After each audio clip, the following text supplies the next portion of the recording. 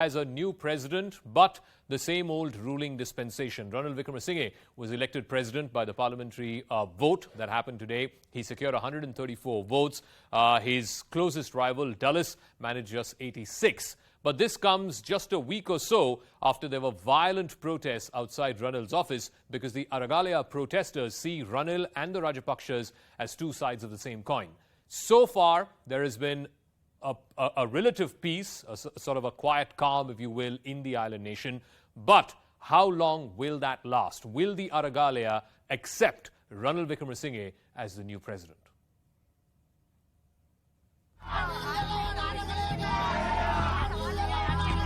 There is no quelling the anger in Sri Lanka. Not even the election of a new president. Ranil Wickremesinghe officially went from acting president to president of Sri Lanka, polling 134 votes in a three-cornered parliamentary contest.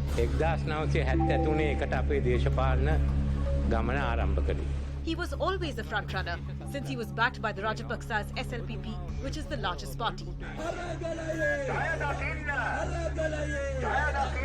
And that's exactly why protesters have not welcomed his win. एक लोकतांत्रिक देश की खासियत यही होती है कि जब लोकतांत्रिक तरीके से संवैधानिक पद पर कोई इंसान बैठता है तो उसको हर किसी को मानना पड़ेगा, क्योंकि संवैधानिक पद के जरिए जो है लोकतांत्रिक तरीके के जरिए जो है उसकी संवैधानिक पद पर नियुक्ति हुई है। और यही अब रानिल विक्रमसिंघे के साथ हुआ है। हालांकि ऐसा सिर्फ श्रीलंका के अंदर 4 बार हुआ है जब सांसदों ने राष्ट्रपति के लिए वोटिंग की हो। जनादेश के हिसाब से ये नहीं हुआ। Wickremesinghe is seen as a Rajapaksa ally. Protesters had demanded his resignation when he became Prime Minister as well. Ranil is a chore, our Parliament Minister chore. Ranil, go home. Ranil अच्छा नहीं है. After protesters barged into the President's house, it was Wickremesinghe who extended the state of emergency in the country and gave police and security forces sweeping powers.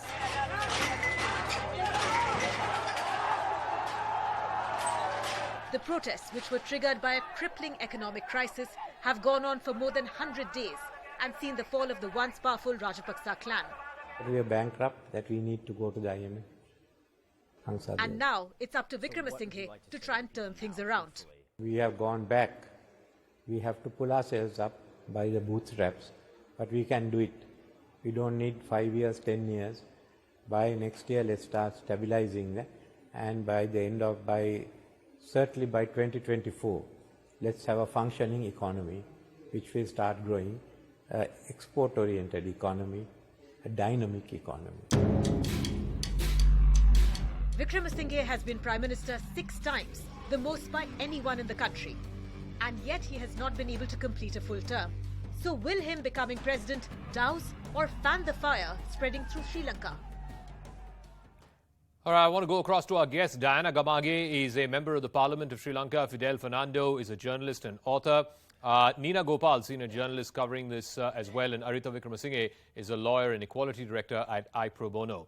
Let me start with you, Diana Gamage, because, why should we believe that the Aragalaya protesters, who just a week or so ago stormed into Ranil Wickremesinghe's official office, why would they accept the result of today's vote, and why would they accept Ranil as the new president of Sri Lanka?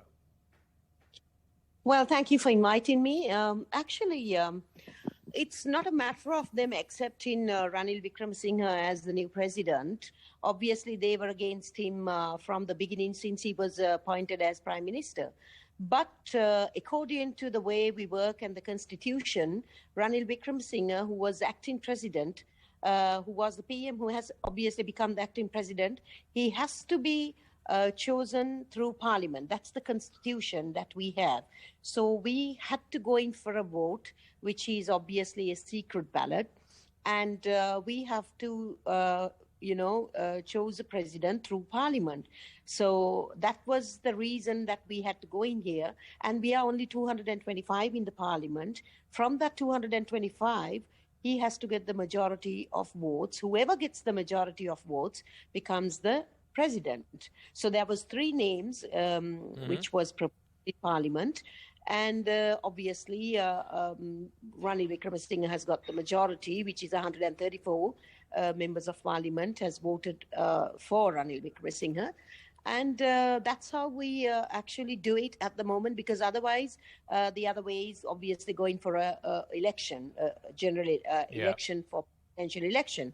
But at this moment, when the president, the predecessor has to do is go with this way. It's the constitutional way to do it. But Fidel Fernando, the problem here is that the people who have been protesting, and largely, the face of the protest has been the Aragalaya, there were violent protests, a storming of the Prime Minister's office just a week, 10 days ago, when Gotabaya fled and Ranil became the acting president. Now, if Ranil is going to be the president, and Diana Gamage is right, that is the constitutional process. He's won through that constitutional process.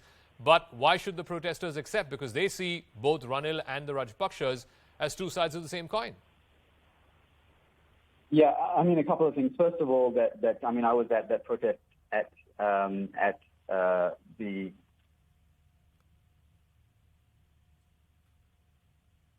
Hello? Yes, go on, Fernando. Yeah, sorry, I was at that protest at the Prime Minister's residence, a few days ago or a week ago. I'm not sure I would characterize that as violent. I think it was largely a peaceful protest, but there was an overpowering of the security forces that were assembled there. In terms of whether it's acceptable to the people, the protest movement, obviously not. I think the problem with the issue with Gotabaya Rajapaksa, who was voted in on a huge majority in 2019, and then kind of had a resounding success in the parliamentary polls as well, where the Podajana Parama, the Rajapaksa's party, got 2/3 majority. People